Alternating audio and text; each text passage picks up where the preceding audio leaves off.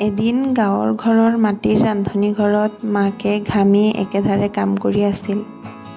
মাটিৰ ৰান্ধনি ঘৰটোত পশ্চিমৰ ফালে এটা মাটিৰ চৌকা আৰু বাঁহৰ বাচন থোৱা এটা সৰু ৰেক আছিল। বাঁহৰ ৰেকটোৰ ভিতৰৰ এটা কাষত সৰু খৰাহীত বেঙেনা, বিলাহী আৰু কেঁচা জলকীয়া থোৱা আছিল। খৰাহীত পকা বিলাহী আৰু বেঙেনা চাই মাৰ জুতি লগা সেই ৰেচিপিটোৰ কথা মনত পৰিছে। মাকে কেঁচা পাকঘৰটোত থাকিয়ে মাত লগালে, বোৱাৰী, অ বোৱাৰী, এইফালে আহ। বোৱাৰী ওচৰলৈ গৈ সুধিলে, মা, অ মা, কি হ'ল, মোক মাতিছে নেকি? আহ, ইয়ালে আহ, আজি গৰম ভাতৰ লগত জুতি লগা এটা পিটিকা বনোৱা শিকাম। মই এই পিটিকাটো কেনেকৈ বনাওঁ চাই যাবি। বোপাই এই পিটিকাটো বিৰাট ভাল পায়। মায়ে পিটিকাটোৰ কাৰণে কি কি লৈছিল বোৱাৰীয়ে এফালৰ পৰা মনত ৰাখি গৈছে। 2টা বেঙেনা, 2টা বিলাহী, 2 পিচ মাছ, 4 পিচ নহৰু, 4টা শুকান জলকীয়া, 3টা কেঁচা জলকীয়া, এটা মিডিয়াম চাইজৰ পিঁয়াজ আৰু এটুকুৰা আদা। মায়ে চৌকাত জুই দি কেৰাহীটো বহুৱাই বোৱাৰীক ক'লে, তই ইয়াতে বহ আৰু জুইৰ কুৰাটো মিডিয়ামত ৰাখিবি আৰু চাই যাবি। বোৱাৰীয়েও কথা মতেই কাম।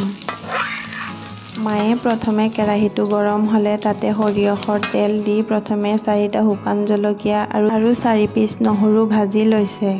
শুকান জলকীয়া আৰু নহৰুখিনি ভাজি সেই তেলতে এটুকুৰা আদা সৰু সৰুকৈ কাটি দি দিছে। আদাৰ লগত পিঁয়াজ আৰু কেঁচা জলকীয়াখিনিও মিহি মিহিকৈ কাটি একেলগে দি দিছে। আদা, পিঁয়াজ আৰু কেঁচা জলকীয়াখিনিৰ কালাৰ চেঞ্জ হ'লে সেইখিনি উঠাই লৈছিলে। মায়ে এইফালে বেঙেনা আৰু বিলাহীখিনি পৰিষ্কাৰ পানীৰে ধুই মাজতে এফাল কৰি তাতে সৰু চামুচেৰে আধা চামুচ হালধি গুড়ি, আধা চামুচ জিৰা গুড়ি আৰু আধা চামুচ জলকীয়া গুড়ি দি তাতে পৰিমাণ মতে নিমখ আৰু সামান্য পৰিমাণে সৰিয়হৰ তেল দি গোটেইখিনি ভালকৈ মিক্স কৰি লৈছে। সেই কেৰাহীতে সৰিয়হৰ তেল দি তাতে বেঙেনা, বিলাহী আৰু মাছখিনি দি দিছে আৰু এটা ঢাকনি লগাই দিছে যাতে সোনকালে সিজি যায়। বেঙেনা, বিলাহী আৰু মাছখিনি ইলুটি সিলুটি কৰি ভালকৈ ভাজি লৈছে। যেতিয়া এইখিনি অলপ অলপ ভজা হৈ গৈছিলে তাতে ধনিয়া পাত দি দিছিলে। বোৱাৰীয়ে সুধিছিলে, মা, এই ধনিয়াখিনি কিয় দিছে? মায়ে কৈছিলে, এই ধনিয়াই এই পিটিকাৰ গোন্ধ বঢ়ায়। বিলাহী, বেঙেনা আৰু মাছখিনিও কেৰাহীৰ পৰা উঠাই লৈছে। মায়ে হাতটো ধুই থাকোঁতেই বোৱাৰীক কৈছে, এই পিটিকাটো হাতেৰে চেপি চেপি মিহলি কৰাটোতে মজা। এতিয়া মাৰ হাতৰ যাদুৰে গোটেইখিনি এটা এটাকৈ মিক্স কৰি গৈছে। মায়ে এই পিটিকাটো মিক্স কৰি থাকোঁতে কৈ আছিলে, এই পিটিকাটোত নহৰু, আদা আৰু শুকান জলকীয়াই সোৱাদ দ্বিগুণ কৰি তোলে। মায়ে পিটিকাটো মিক্স কৰি থাকোঁতে বোৱাৰীয়ে ক'লে, মা, এই পিটিকাটোৰ গোন্ধই ঘৰটো মলমলাই গৈছে।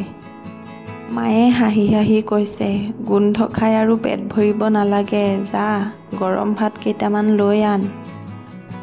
মাকৰ কোৱা দেৰি হৈছে কিন্তু বোৱাৰীৰ ভাত আনোতে দেৰি হোৱা নাই। বোৱাৰীয়েও ভিতৰৰ পৰা আহি নিজৰ কাৰণে আৰু মাৰ কাৰণে ভাত বাঢ়ি লৈ গ'ল। লগতে দুজনৰ কাৰণে 2 পিচ নেমুও লৈ গ'ল। বোৱাৰীয়ে গৈ চাইছে সুগন্ধি পিটিকাটো এটা সেউজীয়া পাতত থলে। বোৱাৰীয়ে আৰু শাশুড়ীয়ে মিলি এই পিটিকা দি তৃপ্তিৰে ভাত সাজ খালে। বোৱাৰীয়ে মাকক ক'লে, মা, এই পিটিকাটোত আপোনাৰ মৰম আৰু স্মৃতি আগলৈ থাকি যাব। যদি আপোনালোকৰ ভিডিঅ'টো ভাল লাগিছে তেতিয়া লাইক, শ্বেয়াৰ এণ্ড ছাবস্ক্ৰাইব কৰিবলৈ নাপাহৰিব।